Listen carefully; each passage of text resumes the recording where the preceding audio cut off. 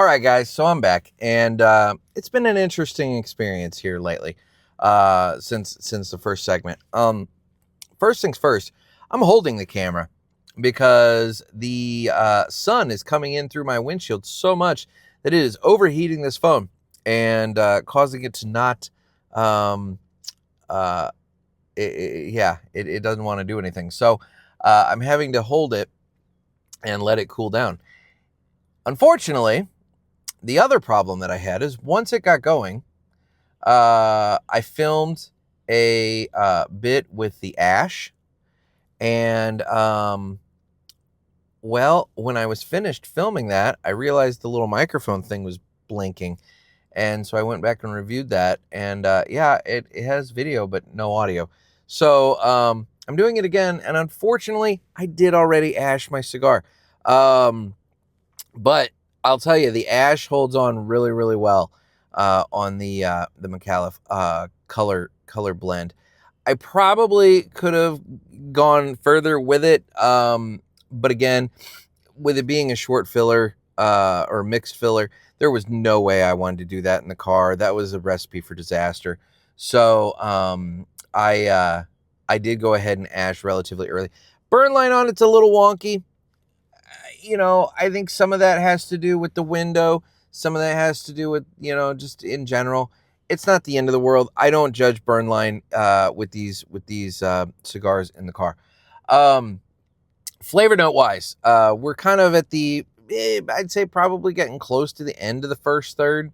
Flavor note wise, it's got a earthy component to it. It has a very slight spice, kind of a real soft spice to the retrohale, and there's like a really subtle sweetness to it. But all in all, and the thing is, knowing this kind of cigar and the makeup of it and everything, it's not going to change. It's going to be what it is. So it's going to be one of those cigars where if you fire one up and you like it in the beginning, you're going to like it all the way through. Because that's just the makeup of this cigar.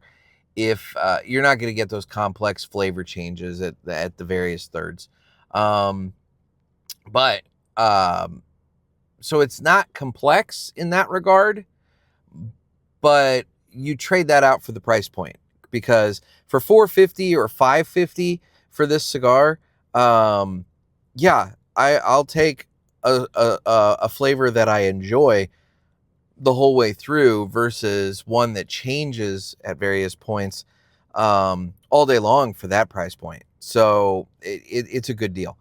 All right, so in light of the fact that my phone is overheating a lot, and in light of the fact that we have a cigar that doesn't really change a whole lot between the initial light and the end, I will circle back with you guys in just a little bit with some more thoughts on it. But I'm going to continue smoking my Micallef Color Blend 660, and if anything hits me throughout, I'll come back.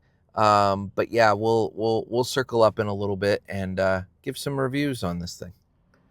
All right, everybody, I'm back, and it's about time to hop on the highway. And given the whole camera situation and everything, I'm just going to go ahead and kind of wrap this a little early. So we're approaching the band on the Color Blend Toro or Gordo here, and so I've put that back on the mount, and I'm really hoping that I can get this done before the sun bakes that phone and causes it to overheat. But I'm going to try and slip. Oh, look at that. Slip the band off. It's a little warm. Got a little ash everywhere. Not too bad. Anyway, Micallef Color Blend 660. It's a solid cigar, guys. Like I said, earth. You have some subtle spice and some slight sweetness to it. It smokes really well. The burn line, if you notice, has kind of like, evened out. So even with the wind, I'm going to take this off. Even with the wind, it's evened out. Let's give it a strength score. Strength,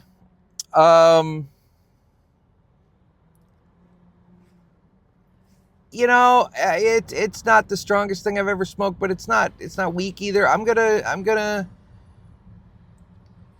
say 4.5. I want to say 5, but as I'm sitting here thinking about it, I just feel like 4.5 is where it's at. It's not a 4, but it's not a 5. So I'm going to give it a 4.5.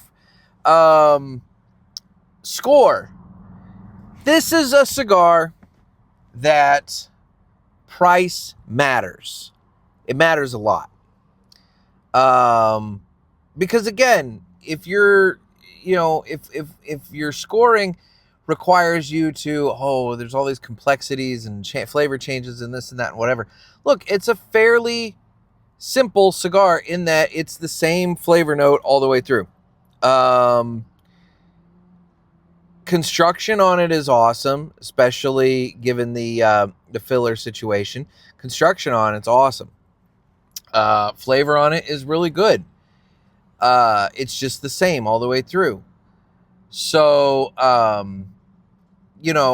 taking all that into account and also taking that price point into account, because again, you can get a Toro, you get the bundle. If you buy it by the bundle, you can get a Toro for basically $4.50 a piece, Gordo for $5.50 a piece, in a bundle of 20.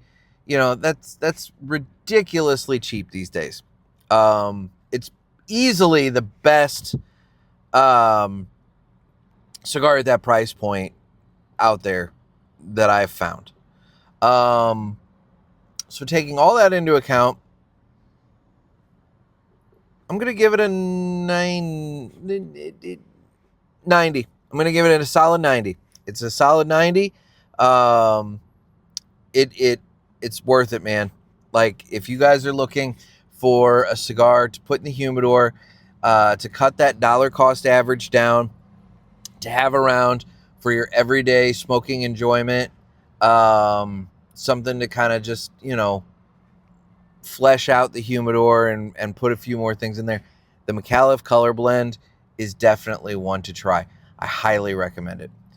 All right, guys, this has been another Wednesday Drive Time review. I hope, I know it's been a little abbreviated and a little different than previous ones, but I hope you enjoyed it. I do every Wednesday, I do a Drive Time review. They come out at 7 a.m. on YouTube, Rumble, and probably going to end the TikTok. TikTok's dead. YouTube and Rumble.